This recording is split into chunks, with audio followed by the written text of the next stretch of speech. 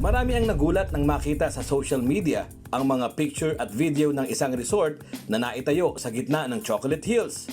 Umani ng samot-saring reaksyon mula sa mga netizen ang pangyayari na karamihan ay hindi makapaniwala kung paano nagawang nakapagtayo ng resort sa isang protected area.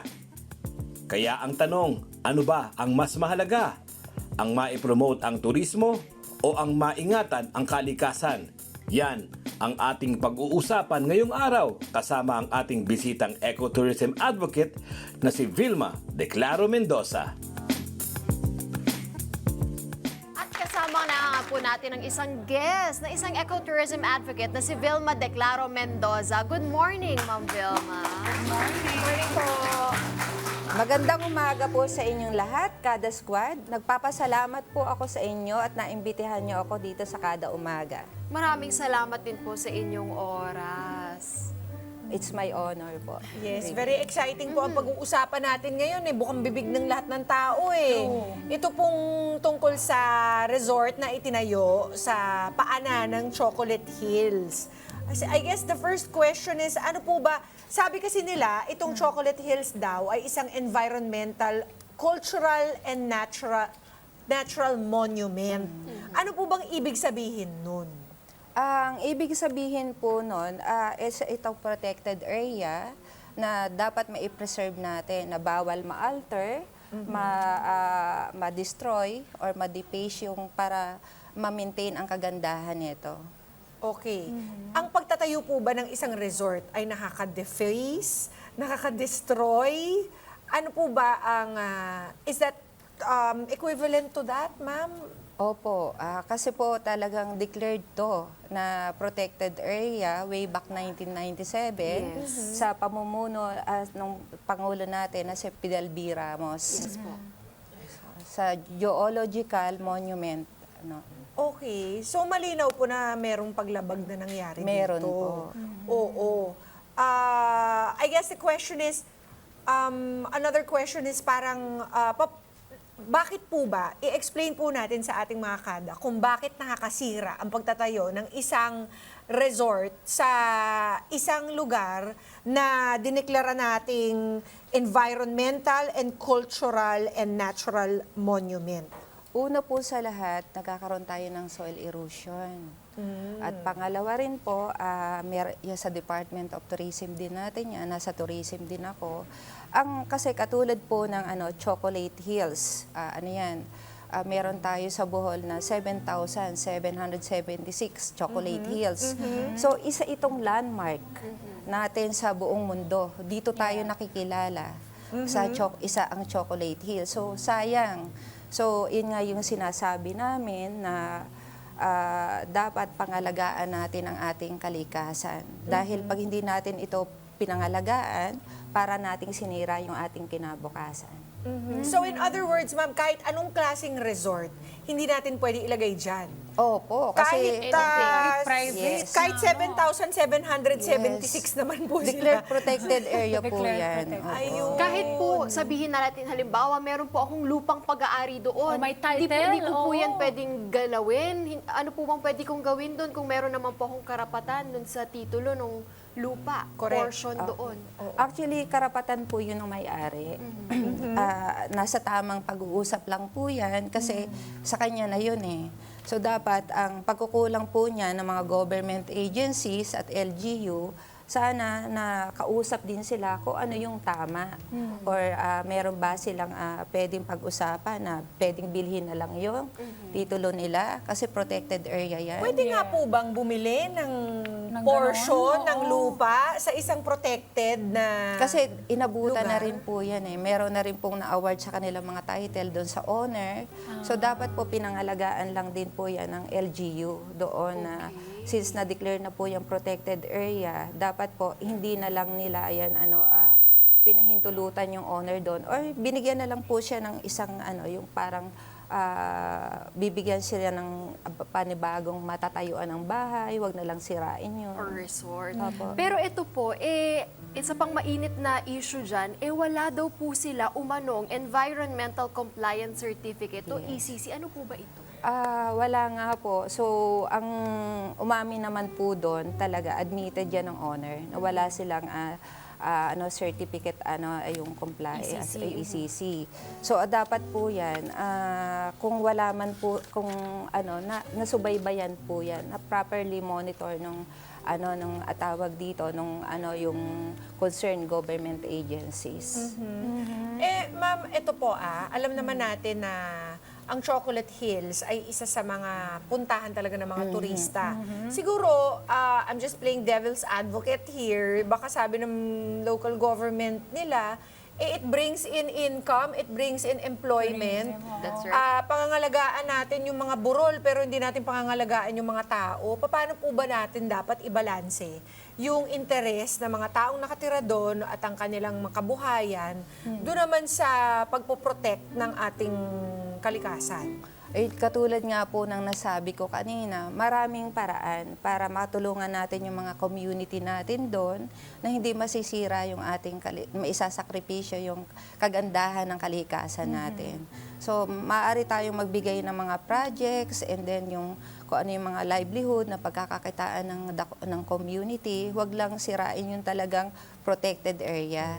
Kasi pag talaga pong bawal, huwag na natin lagyan ng argumento or kung ano man yung kung ano man yung dapat sabihin natin doon. Dapat talaga, kung protected area na yan, huwag na po natin galawin.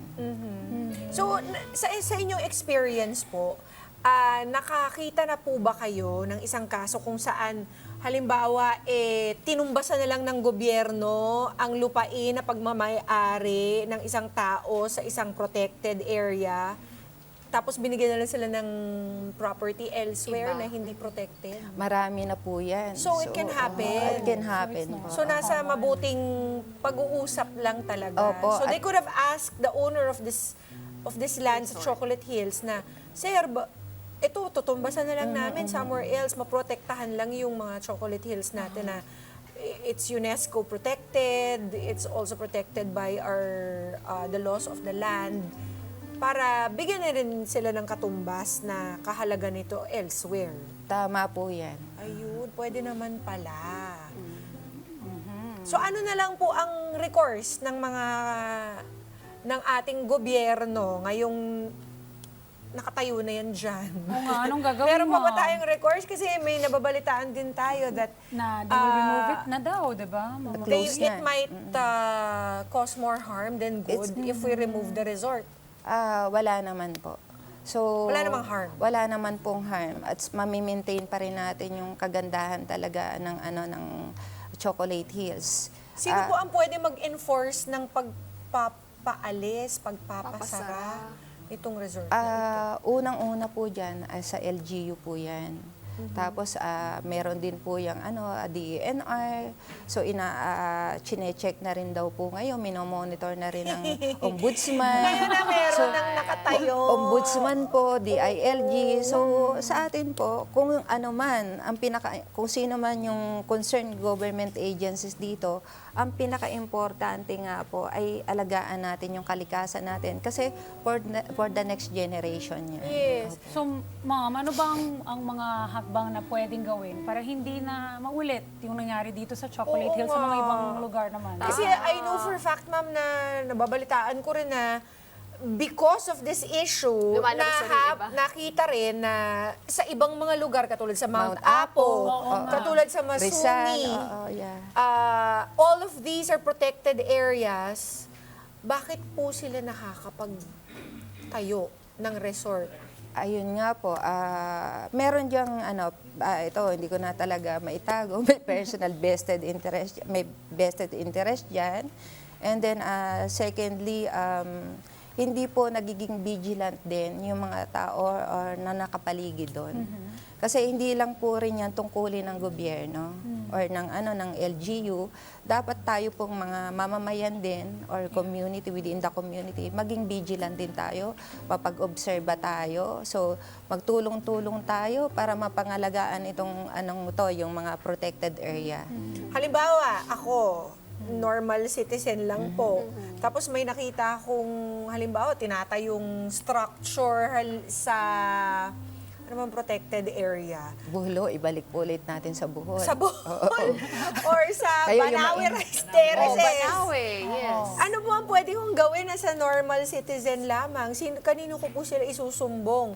Or i-video ko na lang parang ginawa nitong batang to, diba? Nangyari Kaya lang kasi naging viral. nag-start to sa Actually, isang vlog yes. Parang fini-feature lang niya, tapos doon na pumutok yung issue. Kung walang social media, baka hindi na natin alam yan. Ayun po yung kagandahan ng social media. O so, social Kasi yung media ko na lang po. Mga tao po talaga ngayon, aminin man natin sa hindi, talagang takot sila kung mapapakinggan ba sila or magpapagod lang sila. So malaking tulong po talaga ng SOCMED.